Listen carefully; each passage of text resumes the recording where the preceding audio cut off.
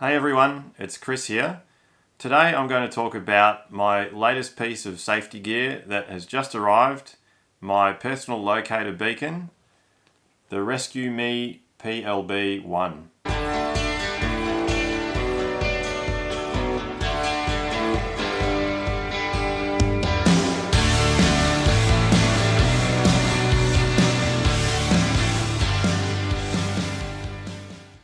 Okay, so we'll open this up and have a look what's inside it. Okay, so first of all, on the inside of the lid, there's a couple of bits of information here. One is just telling you about the need to register your PLB with the local authority. In the case of Australia, that is the Australian Maritime Safety Authority.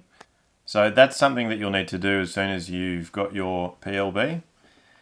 And the other bit of information is just regarding hanging onto the box if you needed to ship the PLB anywhere, and that might be including things like sending it back to an authorised dealer for battery replacement.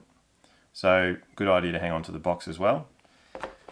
Just inside of the flaps on the box lid there, you've got your instruction manual as well on how to operate it. Obviously very important to make sure you know how to use it before you go out with it. And the other bit of paper in here is actually just the registration form. So you can either fill that one in or you can do that online. So with mine, I'll just go and do that on the online form. So that just means that you've then got your PLB registered and it's in the database.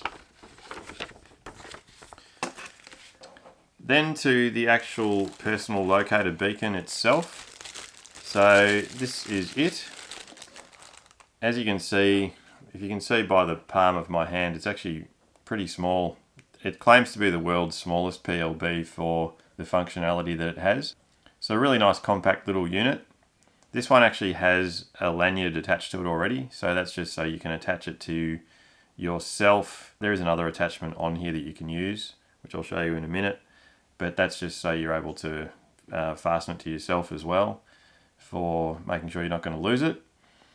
So to the actual unit itself, on the back here, it's actually just got the serial number and the hex ID, which is a 15-digit code. So that just identifies your PLB. The front of it, basically it has a flap covering the two buttons. One, the T button there is your test button, and there are two types of test you can do on your PLB. One is to test the beacon itself, and that's recommended to do that test monthly. And the other test is to test the GPS, and they recommend doing that one just annually because it does actually consume quite a bit of the battery doing that test. So I think this one says it's got about 8 times that you can test the GPS before you need to replace the battery. So the battery replacement has to happen every 7 years with this one, unless you've actually had a rescue incident, in which case you should replace the battery straight after that. So they're protected obviously by this flap, which is just got the hinge on it so that it keeps them protected and make sure you're not going to set this off accidentally. I'll do my initial tests on this PLB just before I'm heading out on my next hike, just to make sure everything is working. The other thing about this one on the front is the antenna here. So you just use a little black tab here to pull that out, and it just pulls out like that, and it's pretty neat. When you're actually operating it, it's designed to operate sitting obviously with the antenna pointing up, so best to have the PLB sitting on its back like this. And that's now in a position where it's ready to be activated. And then retracting the antenna, there's a little winder on the top here. You just basically wind that in, and that just winds the antenna back into the unit. So it's all pretty neat and compact. This one is very lightweight too. It only weighs about 116 grams. So yeah, really neat little unit. It just has the basic operations on the side there about how to activate it. Of course, as I said, you need to obviously read the instructions just to make sure you understand how to operate it and what the different lights that come on mean once you've activated it, and also when you're doing your testing as well. The other thing that is in the box is some accessories for the PLB. So in this, there's a few different things in here. So one of them is a clip that actually goes onto the back of the PLB, and I'll show you how that works in a second. You've also then got a spare lanyard. I've already got one attached, so that's just a spare one in case I needed it. And then there's also this little rubber attachment which is designed to work with the clip, which I'll show you in a second. And then the other thing that's in there is this flotation pouch. So really this is probably more designed to be used if you're going to be using your PLB out on the ocean. So that the idea is that the PLB will go inside that, and just means that if you need to have that sitting on top of the water, it's going to float. It can be used on land as well.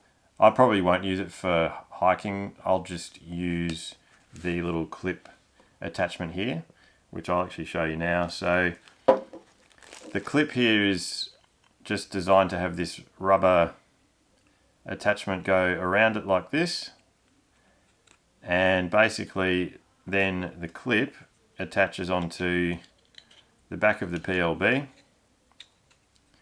like this, and with your rubber attachment there you can actually just attach that to a pack strap or to your belt or whatever it might be, just so that you're able to fasten that to your pack or to yourself, just to make sure it's not going to be lost when you're carrying it around with you. So that's a quick overview and introduction to the rescueME PLB1, which will be the PLB that I'm taking with me on all my hikes from now on. There are other types of devices you can obviously use for emergency communications, things like the Garmin InReach, for example. My choice for using a PLB is really just because I need something that effectively will be able to send out an emergency signal if I ever needed to use it. If I was going to be out on trails and out in the wilderness for a greater portion of the year, I would probably consider looking at something like the InReach. One of the considerations when using a device like that though is the cost. The advantage of a PLB is that you really only just have one cost up front, just the purchase price of the actual device, whereas something like an InReach, you actually have to register for a subscription, and that's generally a monthly fee, so they tend to be quite a bit more expensive in the long run. If you're going to be out hiking or in the wilderness for say several months of the year, it probably starts to become a bit more worthwhile to do that. But for the amount of time that I'm out each year, a PLB really makes sense for me. It's really just something that I need to be able to send out an emergency signal if I needed it.